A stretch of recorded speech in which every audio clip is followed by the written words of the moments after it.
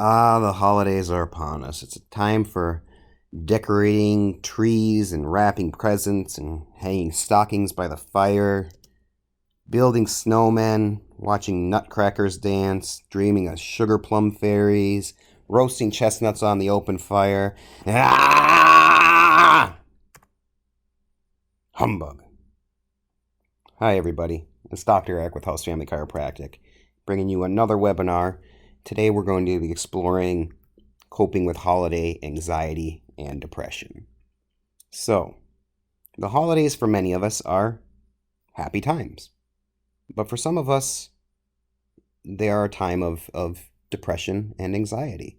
And it's actually a more common problem than you might think. Really, over 40% of us feel some degree of anxiety, depression, or inadequacy during the months of November and December. Now, here at House Family Chiropractic, we are here to help you. So I've put together a list of some things that are focused around sources of holiday anxiety and depression. And I hope this helps you if you are experiencing anxiety or depression around the holidays. So let's get right into it here. First of all, we have to accept and acknowledge your feelings, okay? Whether they're happy or sad feelings, your feelings are valid. And sadness and grief are normal emotions. Think about it. A lot of us think of the holidays as happy times or reuniting with family and loved ones, but say you just lost a loved one. Or say your family has all scattered to all directions of the wind because they needed to go find work or something and they're just not able to physically be present for the holidays. A lot of times this prompts sadness and grief in people, and those are normal emotions. You have to acknowledge these emotions. It's okay and healthy to express your feelings. It's not healthy to try to bottle them up and hold them inside. You can't force yourself to be happy just because it's the holidays. You can't put that big dopey plastic grin on your face and pretend everything's okay if inside you're hurting. And you have to be honest with yourself and acknowledge that. One way you can do that is by reaching out to people. Now, there's lots of ways we can reach out, but you have to actively seek companionship. You have to actively seek that support. And that support can come from many places. It could come from friends and family. It could come from religious gatherings, your church. It could come from social events, community gatherings, or even just volunteering your time to help others who might not be as fortunate as you are. Now, as we're approaching the holidays, we also have to be realistic with ourselves. What can we do and what do we want to do? So you can't stress yourself chasing that elusive perfect holiday. You can't look at, that holiday back 5 years, that was perfect, and everything else compared to that just doesn't stack up. You have to take each year as its own separate experience. Now, traditions come and go, just like we grow and change as individuals, and families grow and change. Traditions come and go also, and they grow and change. We have to try to be open about accepting new traditions into our lives, but that doesn't mean we want to just let go of all the old ones either. You want to pick the ones that are the most important to you, and try to share those with the people you care about because, again, you have to acknowledge your own feelings and what's important to you. And you also have to accept your friends and family as they are where they're at. Now, I know sometimes that's easier said than done. I mean, I love my family dearly, but there are times that we push each other's buttons. And one thing that can help you possibly accept them where they're at is remembering that over 40% of us experience some degree of holiday stress and anxiety, and there's a good chance that they might be experiencing the same thing. Now, learning to say no, this is an important one. You have to respect your time and limits. You can only be in one place at one time. You can only do so much in a day. You can't overcommit yourself trying to please everybody else. You've got to be able to say, no, I can't do that. And when you're committing yourself to people and tasks, be willing to make compromise. So maybe you can't help decorate the whole Christmas hall, but maybe you can help decorate the tables or make the centerpieces for the tables. So you can still contribute in some way. You just can't necessarily dedicate the hours and hours and hours of time that the person is asking you to dedicate.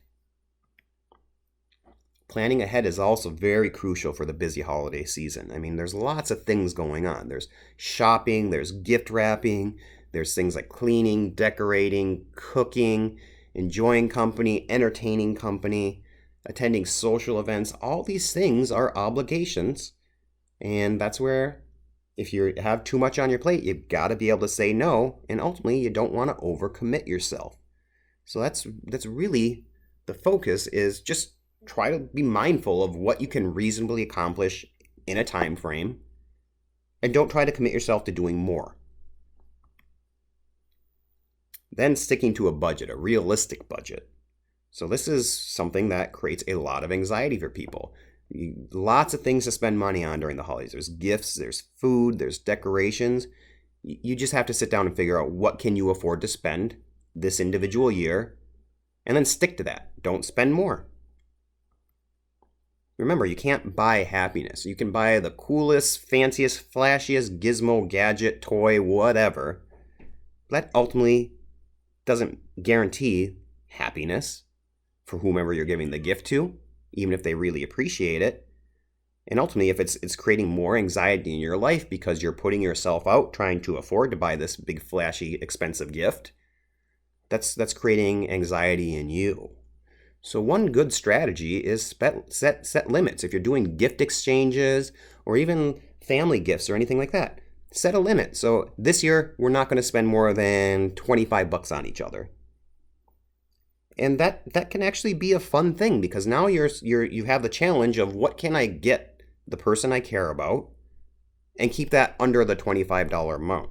That forces you to get creative with it. And sometimes those gifts can be the most cherished gifts of all. And also, remember that some of these people you're doing gifts exchanges with might be struggling with sticking to a budget too.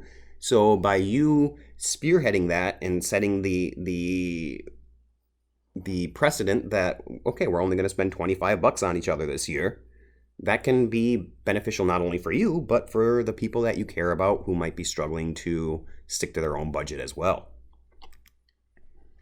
And then giving up our healthy habits. I know this is one that a lot of us are guilty on. Holiday season, there's a lot of temptation. There's cookies, there's sweets, there's good food, there's all these things, but we've got to keep doing the things that we've been doing to keep us healthy. So first and foremost, get adjusted. I mean, the unsubluxated spine and nervous system is healthier than the subluxated spine and nervous system. Your body's designed to be healthy. But if there's something physically limiting it from being healthy, i.e. a bone that's out of place, putting irritation on the nerve, get adjusted. It helps keep you healthy, period. Overindulgence. This is a big one, where we have all these sweets, we have all these foods, we have all these things. And it's good to indulge yourself. It's good to experience those things. You just don't want to do too much of it. So moderation is the key. Sleep is a really important thing. Just because you've got a lot going on and maybe you're excited because you have company, you want to try to get restful sleep. So your normal amount, whether it's 6 hours, whether it's 8 hours, wherever you're at, you want to make sure you're sticking to your consistent sleep schedule. That's when your body does its repair work. That's when your body heals. And that's when really a lot of your mental things reset. Exercise regularly. We want to make sure we still maintain regular exercise, just like during the non-holiday seasons. Exercise regularly is a key to staying healthy. And then ultimately, we have to take some time for ourselves. We have to set aside you time. And when I say you time, I'm not talking about sitting around waiting for that elusive gap of free time to pop up where you don't have any kind of commitments, because we all know that's not very common. You have to actively set aside time for yourself. And some alone time might be the refresher that you need, whether it's 15 minutes, whether it's a couple hours, to reset your mind and help keep you fresh and able to cope with the challenge that you have during the holiday season. So here are some ideas for what we can do for alone time. Pamper yourself with a massage. Buy yourself an hour massage. We offer them here at the office. We have 2 great massage therapists, Andy and Colleen. They would love to help you out. meditation. Or I know meditation is kind of a touchy subject for some people, so don't think of it as meditating. Just think of it as I'm going to close myself off in a nice quiet place, and I'm just going to empty my mind of all thoughts, and I'm going to focus on my breathing for the next 15 minutes. And you'd be surprised, just sitting there focusing on your breathing in a nice quiet spot can really reset things and make you more able to rise up and conquer the challenges that are ahead of you. Taking time and going out for a walk, just appreciate the scenery, appreciate the new fallen snow or the Christmas decorations, or if it's nighttime, do some stargazing or something like that. But get out there, burn some energy, get some fresh air, and just try not to stress about anything. Music is another good outlet, just soothing music. And for that varies with person. Some people like Christmas music, some people hate it. You gotta listen to music that soothes and uplifts you personally. You don't want to listen to the music that makes you want to reach for a box of tissues and cry all day long. It's you want to do something that's going to improve your mood and improve your spirits. Or even curling up with a good book, just taking some time, setting aside an hour, and for this hour I'm just going to sit here and drink some hot cocoa and read. Those were all healthy ways to set aside some time for yourself so you can make sure you're taking care of yourself. And then sometimes, unfortunately, we do need to seek additional help. Sometimes our coping mechanisms just aren't adequate for dealing with the feelings we're having. So if you're experiencing persisting sadness or anxiety, you're not sleeping well, you're irritable, you feel hopeless, you're having suicidal thoughts, anything like that, that could be a sign that seeking professional help is a good idea for you. And the biggest thing I can't stress enough is when you're at that low point in your life, having the strength to ask for help is a difficult thing, but it is just that. It's an act of strength. It's okay to ask for help. And if you're in that mindset of that downward spiral, that's one of the most important times to ask for help. There's a saying that I learned back when I was, I believe, in middle school. A middle school instructor told us, but he told us suicide is a permanent solution to a temporary problem. And that really is. I mean, it's a permanent solution to a temporary problem.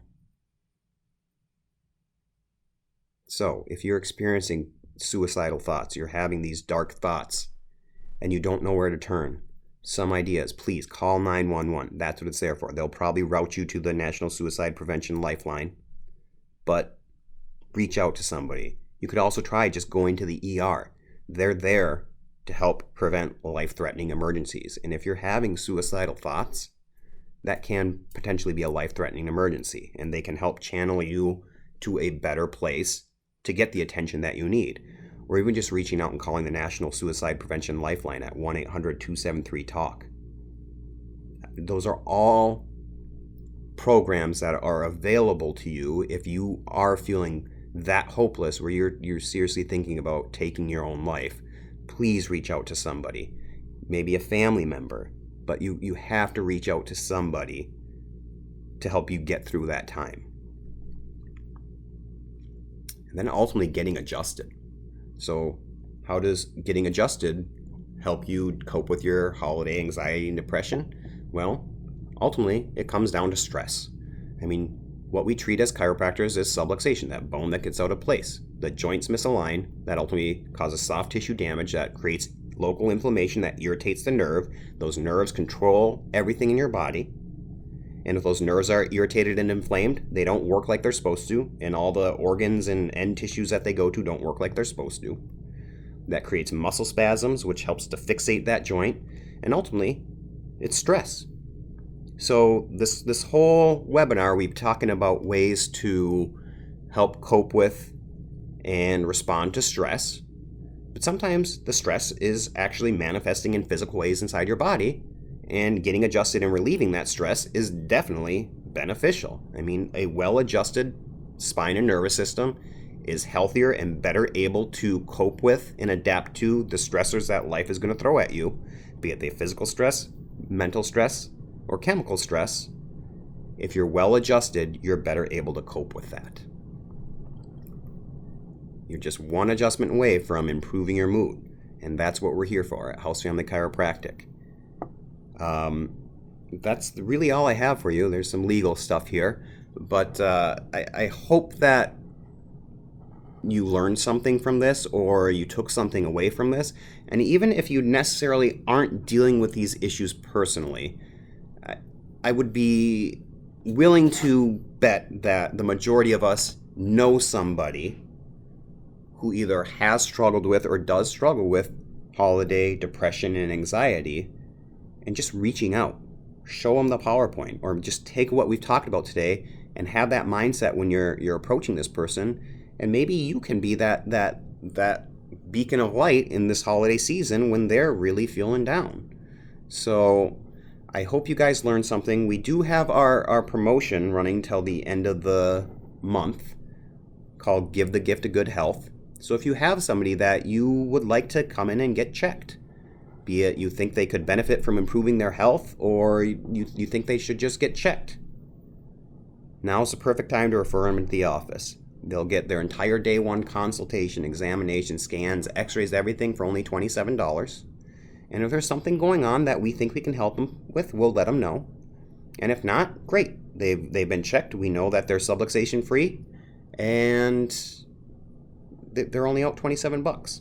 So I hope you guys learned something, and please share this webinar with the people you care about, and have a wonderful holiday season.